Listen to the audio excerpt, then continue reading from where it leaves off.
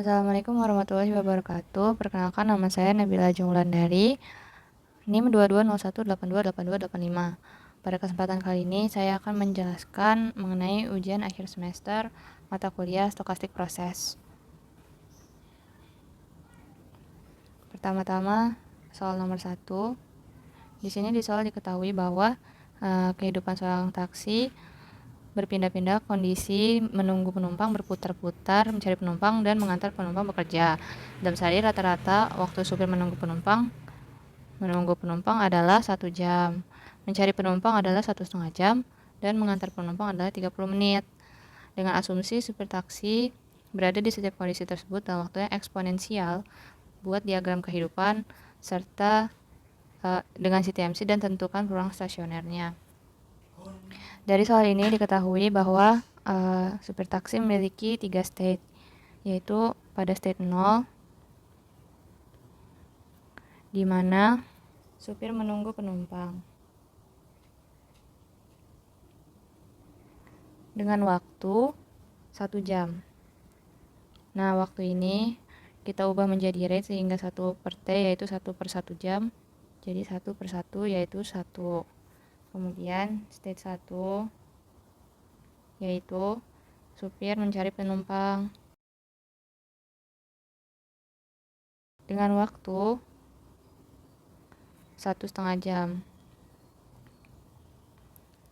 Nah, kalau kita ubah menjadi rate menjadi 1/1,5 merupakan 3/2, sehingga rate-nya adalah 2/3. Kemudian state ketiga, state 2 yaitu supir mengantar penumpang. Waktu yang dibutuhkan adalah 30 menit. 30 menit adalah 1/2 jam. Sehingga kalau kita ubah menjadi rate yaitu 1/1/2. Jadi rate-nya adalah 2. Kemudian untuk diagram kehidupan supir taksi dapat digambarkan seperti ini. Pertama ada state 0, kemudian di sini ada state 1, dan di sini ada state 2. State 0 ke state 1 memiliki rate yaitu 1. State 0 1. Kemudian state 1 ke state 2 memiliki rate state 1 yaitu 2/3. Dan state 0 ke state 2 yaitu waktunya 1 juga sama ya. Lalu kebalikannya, dari state 2 supir mengantar setelah mengantar kan supir bisa mencari, sehingga bisa ke state 2 dari 2 bisa ke 1 dengan waktu 2 kan. Lalu dari state 1 ke state 0 setelah mencari dia menunggu, itu juga bisa kan, sehingga dari 1 ke 0 bisa dengan waktu 2/3. Lalu dari 2 ke 0 supir mengantar lalu menunggu, setelah mengantar dia menunggu, bisa juga dengan waktu 2. Sehingga seperti ini diagram kehidupan supir taksi.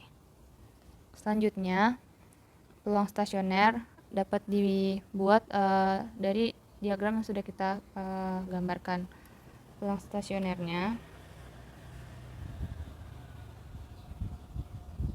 pertama-tama kita buat state-nya. State-nya kan ada state 0, state 1, dan state 2. Lalu setelah mengidentifikasikan state, di sini diketahui bahwa state keluar sama dengan state masuk. Jadi di sini kita buat state yang keluar dan state yang masuk. Nah, untuk yang keluar pertama-tama dari state 0, yang keluar dari state 0 adalah ini dan ini. Sehingga kita tuliskan yang keluar dari state 0 adalah 1P0 ditambah 1P0. Kenapa 1? Karena rate yang keluar dari state 0 adalah 1. Seperti itu. Lalu yang keluar dari state 1 adalah ini dan ini. Dengan rate 2/3. Sehingga kita tulis di sini 2/3 P1 ditambah 2/3 P1. Dan untuk state 2, yang keluar dari state 2 adalah ini dan ini. Sehingga kita tuliskan 2P2 ditambah 2P2. Nah, selanjutnya kita buat untuk yang masuk. Yang masuk ke state 0 adalah ini dari 1 dan dari 2. Ya. Berarti kita tulis di yang masuk adalah 2/3 P1 ditambah 2P2. Selanjutnya yang masuk ke state 1 ada dari 0 dan dari 2 dengan rate 1 dan 2, sehingga kita tuliskan 1P0 ditambah 2P2. Dan yang masuk ke state 2 ada dari 0 dan dari 1, sehingga kita tuliskan 1P0 ditambah 2/3 P1. Kemudian kita buat persamaannya di sini. State 0 masuk sama dengan keluar, atau keluar sama dengan masuk. Untuk state 0 ini kan ya, berarti ini kan 1P0 tambah 1P0 adalah 2P0. 2P0 sama dengan 2/3 P1 ditambah 2P2. Nah, lalu state 1. State 1 yaitu 2/3 P1 ditambah 2/3 P1, yaitu 4/3 P1. Sama dengan 1P0 ditambah 2P2. State yang kedua maksud saya, yaitu 4P2 sama dengan 1P0 ditambah 2/3 P1.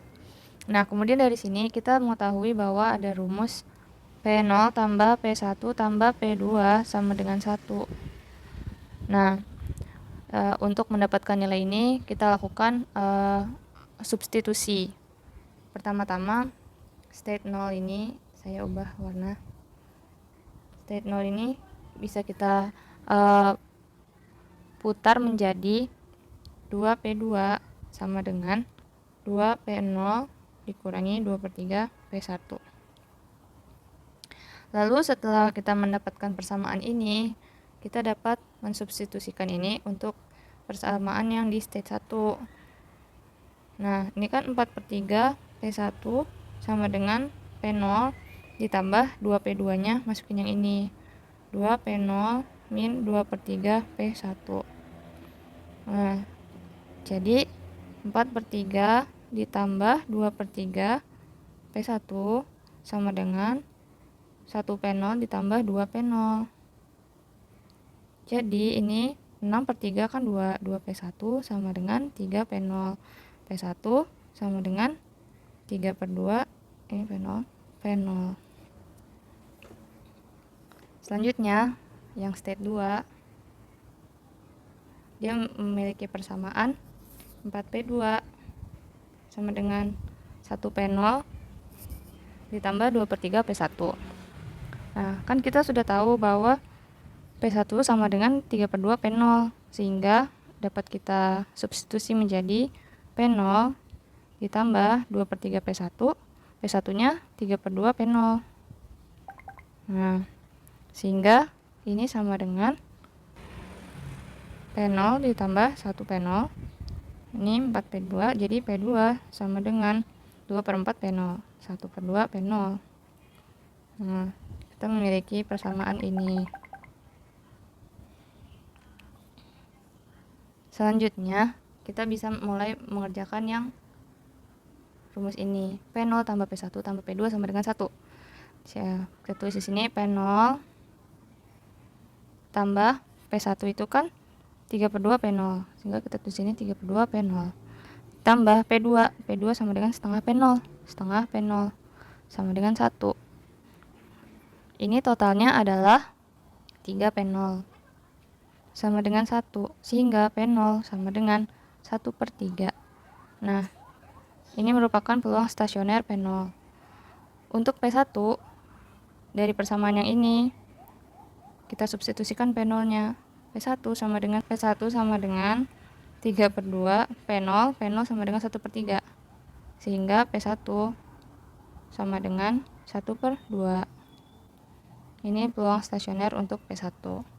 Lalu untuk P2 sama dengan 1/2 P0 nya 1/3, sehingga P2 sama dengan 1/6, sehingga kita dapatkan peluang stasionernya untuk P2 yaitu 1/6.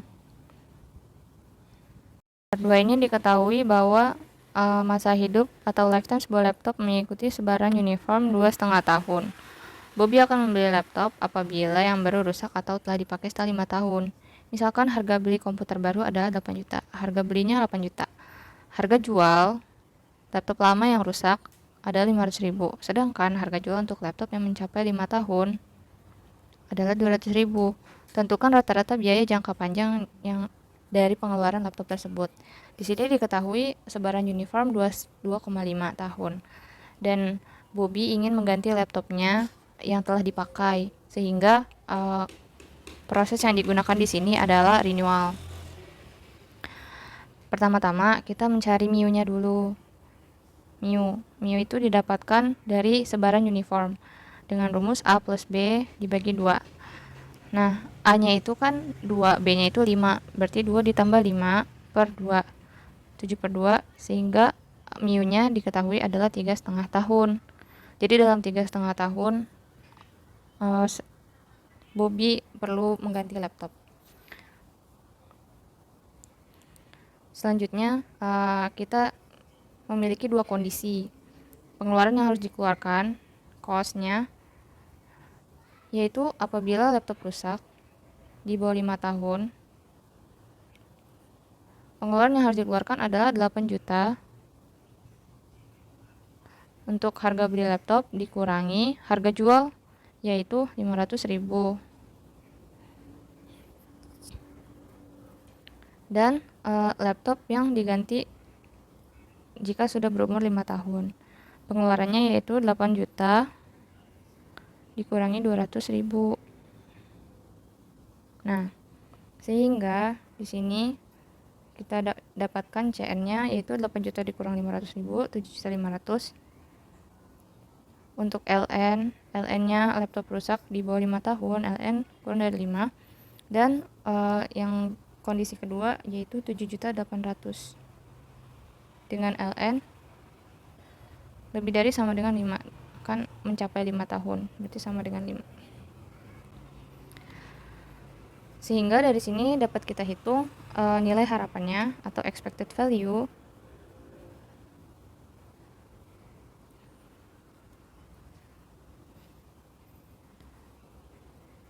yaitu kondisi pertama, laptop rusak dengan harga dengan pengeluaran 7.500.000 dikali LN lebih dari 5 ditambah kondisi kedua yaitu 7.800.000 dikali LN kurang dari sama dengan 5. Nah, ini untuk yang kondisi pertama dan kedua peluangnya itu 0,5 karena hanya terdapat dua kondisi, sehingga masing-masing kondisi memiliki peluang sebesar setengah. Dan untuk kondisi yang kedua juga sama, peluangnya 0,5. Dan didapatkan hasil yaitu 3.750.000 ditambah 3.900.000, sehingga hasil EC-nya, nilai harapan cost-nya 7.650.000. Nah, setelah kita memiliki nilai harapan, kita dapat menghitung rata-rata pengeluaran jangka panjangnya.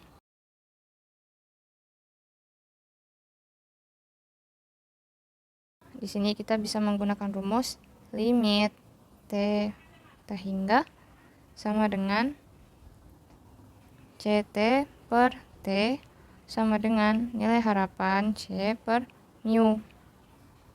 Nah, kita sudah tahu nilai harapannya yaitu 7.650.000 dibagi mu-nya yang tadi 3,5 tahun, 3,5, sehingga kita dapat hasilnya yaitu 2.186.000 rupiah. Ini adalah pengeluaran rata-rata jangka panjangnya. Selanjutnya nomor 3. Sebuah toko online memiliki 20 saluran telepon untuk menerima pesanan produk yang dijualnya. Panggilan datang mengikuti proses Poisson dengan kecepatan 10 panggilan per menit. Dan rata-rata waktu melayani mengikuti distribusi eksponensial dengan durasi 2 menit. Panggilan akan diblokir jika semua saluran telepon sibuk saat panggilan dilakukan. Berapa peluang panggilan yang akan diblokir? Jika manajemen ingin menyediakan kapasitas yang cukup untuk menangani 90% penelpon, apakah perusahaan perlu menambah saluran teleponnya? Nah, di sini kan konteksnya adalah 20 saluran telepon memberikan layanan, dan apabila seluruh telepon penuh, maka pelanggan akan diblokir. Sehingga di sini kita menggunakan proses queuing. Kecepatannya yaitu 10 panggilan per second. Per menit maksudnya. Sehingga kita dapatkan ini adalah sebagai lambdanya. Nah, untuk mu kita bisa mendapatkan mu dengan 1 per waktu. Nah, waktunya itu durasinya 2 menit hingga 1 per 2, sehingga mu-nya adalah 0,5. Di sini kita akan menggunakan rumus PJ sama dengan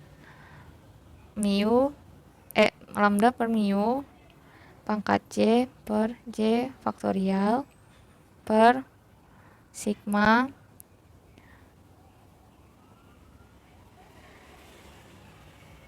lambda per mu pangkat I per I faktorial. Kenapa kita pakai rumus ini? Karena kita mau mengetahui peluang diblokirnya panggilan apabila 20 saluran telepon yang tersedia itu penuh, sehingga kita menggunakan rumus ini. J di sini kita masukkan dengan banyaknya saluran telepon, sehingga P20 sama dengan lambdanya 10 per mu-nya 0,5 pangkat J pangkat 20 per 20 faktorial dibagi sigma I-nya mulai dari 0, K-nya yaitu 20, mu-nya lambdanya 10, mu-nya juga sama ya 0,5 pangkat I, berarti jadi dari 1 per I faktorial. Ini jadi berarti 10 per 5 pangkat 0 per 0 faktorial ditambah gitu. Selanjutnya didapatkan hasil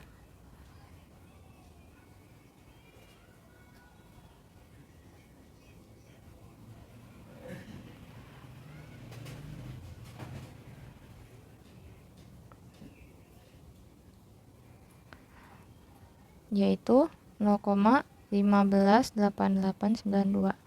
Jika kita bulatkan didapatkan hasil 16%. Nah, ini menunjukkan bahwa 16% telepon akan terblokir. Nah, tapi kan manajemen perusahaan ingin menangani 90% penelpon. Kalau 90% penelpon berarti ya maksimal terblokir adalah 10%. Sehingga 16% ini belum cukup saluran teleponnya berarti. Nah, sehingga perusahaan perlu menambahkan saluran telepon. Apabila perusahaan menambah 1 saluran telepon yaitu P21, berarti lambda per mu pangkat 21 per 21 faktorial dibagi sigma I sama dengan 0 hingga 21. Ini lambdanya 10 ya, 10 ini 0,5, 10 per 0,5 pangkat I per I faktorial. Nah, ini didapatkan hasil 41047,432,5 dibagi 312299,695 per 2, sehingga didapatkan hasil 0,1414360,2312. Nah, ini jika dibulatkan berarti 13%. Di sini berarti 13% penelpon akan terblokir, belum cukup. Karena kan maksimal 10% ya, tidak boleh lebih dari 10%. Sehingga ditambah lagi P22 sama kan lambda per mu 10 per 0,5 pangkat 22 per 22 faktorial per sigma I sama dengan 0 sampai 22 10 per 0,5 pangkat I per I faktorial. Nah, ini didapatkan hasil 37315.847,72 per 349615542,9 sama dengan 0,106733. Nah, ini apabila dibulatkan menjadi 10,6. Nah, itu kan masih lebih ya, atau 10,6 atau 11%. Masih kurang 1% lagi, sehingga kita tambahkan salurannya menjadi 23. Dengan rumus yang sama, 10 per 0,5 pangkat 23 per 23 faktorial dibagi sigma I sama dengan 0 sampai 23. 10 per 0,5 pangkat I per I faktorial didapatkan hasil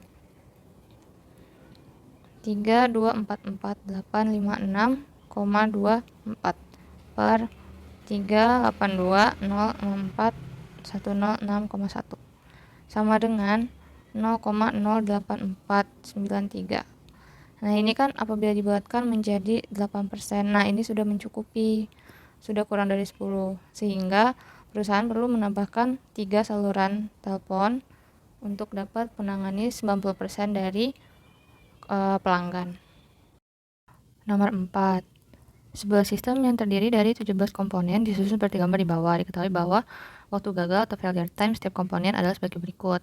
Nah, ini kan di sini yang ditanya adalah berapa peluang sistem masih berfungsi setelah 250 jam.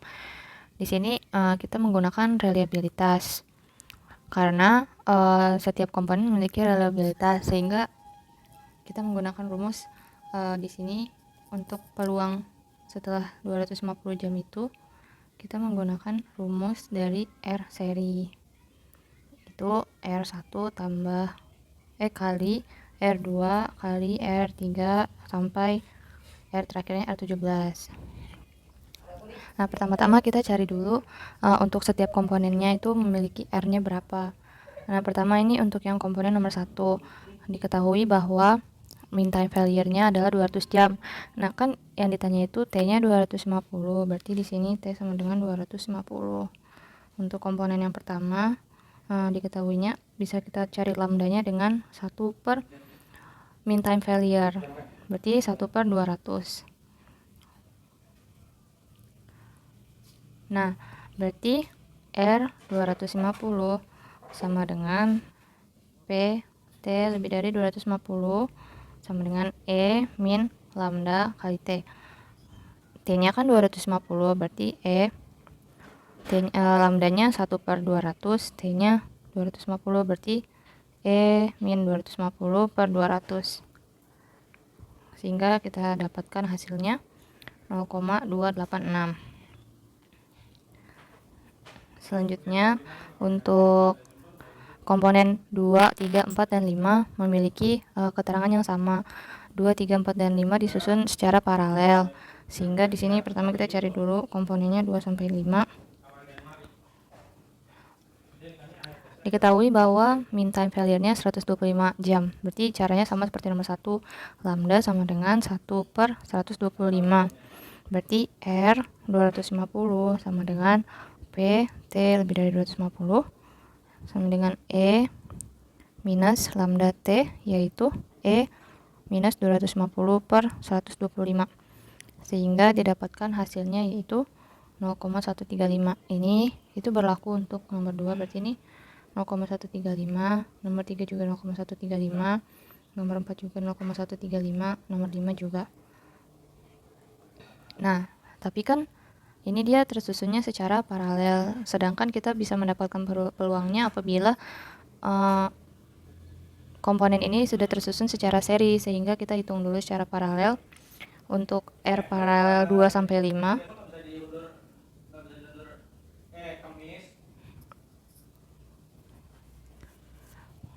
rumus R paralel sendiri adalah 1 min R1 dikali 1 min R2 dikali dan seterusnya. Berarti di sini sampai 1 min R5. Seperti itu. Nah, sehingga di sini kita bisa mencarikan ya. Nah, tapi permasalahannya di sini adalah R4 dan R5 disusun secara seri. Jadi kita cari dulu R seri 4 dan 5. R seri 4 dan 5 yaitu R4 dikali R5. Yaitu 0,3135 dikali 0,135. Yang hasilnya adalah 0,018. Berarti R paralelnya 1 dikurang 1 min 0,135 dikali 1 min 0,135 dikali 1 min 0,018 dan didapatkan nilainya sebesar 0,265. Untuk komponen ini semuanya berarti setelah kita hitung dan diubah menjadi seri, ini adalah ini ya 0,265. 0,265. Satu itu 0,286. Nah, sekarang kita cari untuk komponen 6. Komponen 6 itu diketahui alfa dan beta. Nah, di sini kita menggunakan rumus ini, sigma I sama dengan 0 sampai alfa min 1 dikali 1 per beta dikali T per I faktorial dikali E waktu per beta. Nah, jadi di sini I sama dengan 0 sampai alfanya kan tadi 3. Berarti 3 dikurang 1 2. 1 per betanya kan tadi 5.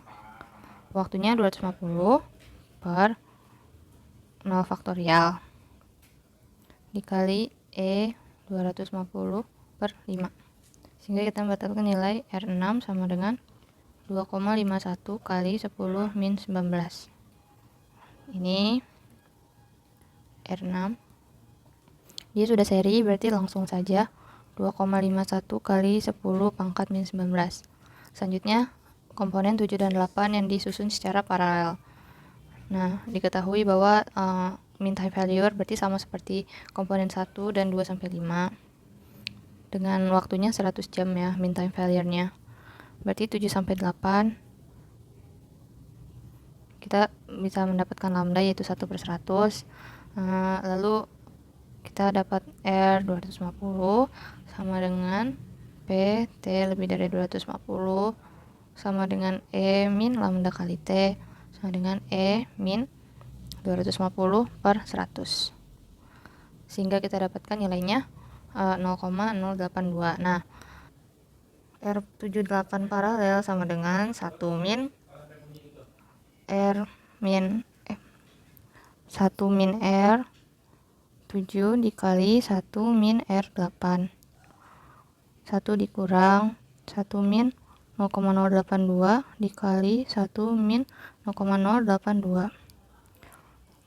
Sehingga kita dapat peroleh hasilnya 0,157.